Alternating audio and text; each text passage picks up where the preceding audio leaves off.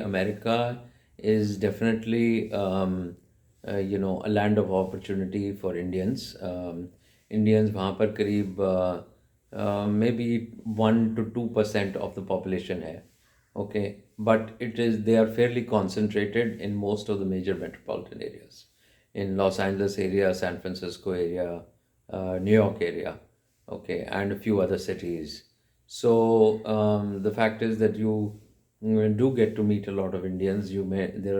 Indians have created a fantastic, society for themselves there, and they interact with each other, and people of all regions, South Indians और north Indians और Gujaratis, सब एक दूसरे से मिलते जुलते रहते हैं.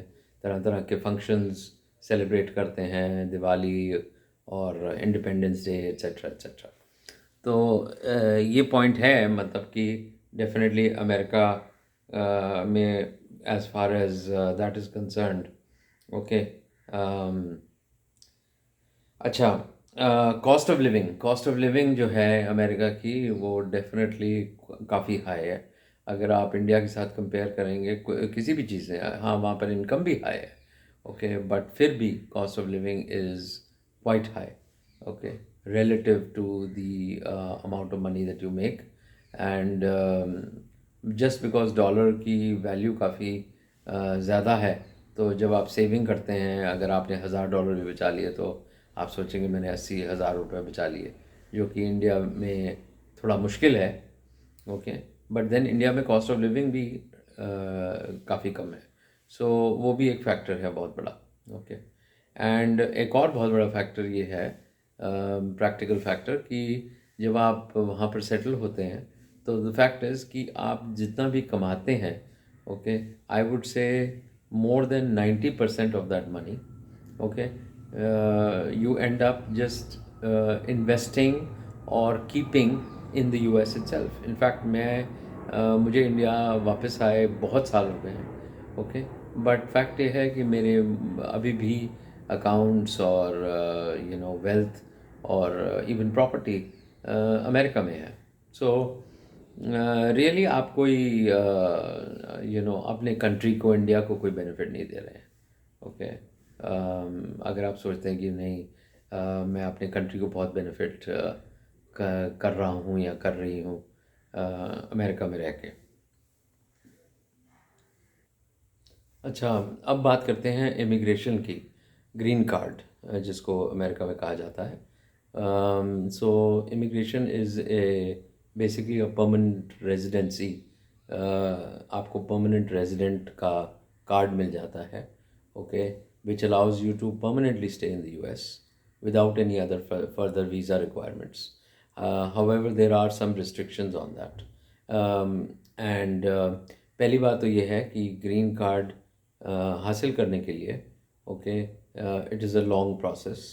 ओके, अगर आप H1B के थ्रू जाते हैं, यानी कि वहाँ पर जाके पहले स्टूडेंट बन जाते हैं, उसके बाद आप जॉब करने लग जाते हैं, और लेट से आपको H1 वीज़ा मिल जाता है.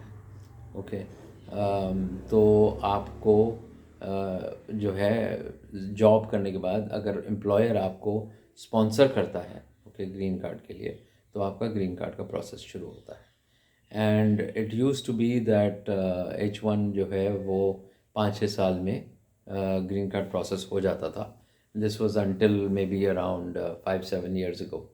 एंड अब जो है मैं सुन रहा हूँ कि कम से कम 10 साल 12 साल लग जाते हैं, ओके, ग्रीन कार्ड का प्रोसेस कंप्लीट होने में. And during that period you are bound to your employer, because आपके एम्प्लॉयर ने स्पॉन्सर किया है आपको. और अगर आप एम्प्लॉयर बदल लेते हैं, ओके, इस बीच, या आप ले ऑफ हो जाते हैं, जैसे बहुत सारे लोग अभी गूगल में और माइक्रोसॉफ्ट में ले ऑफ हुए, देन आपका प्रोसेस जो है ऑलमोस्ट दोबारा शुरू हो जाता है.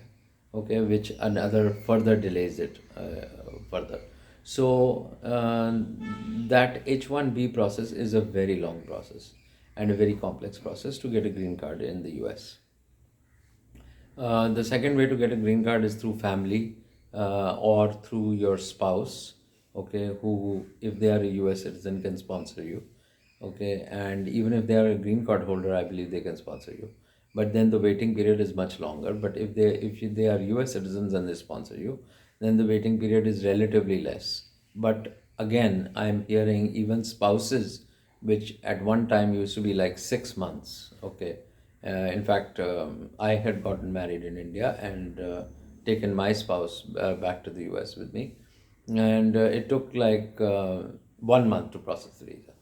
That was a long time ago. Okay, and now I'm hearing even 6 years is not enough. Even 6 साल से ज़्यादा लग जाते हैं. Even if you are a US citizen and you sponsor your spouse. Okay, so it has become almost impractical, okay, to actually get married to somebody in another country and then bring them. Then there is another visa which is called the fiance visa. Okay, and that visa also is not that easy to process. And but once you do process it, I believe it can take about a year to do that.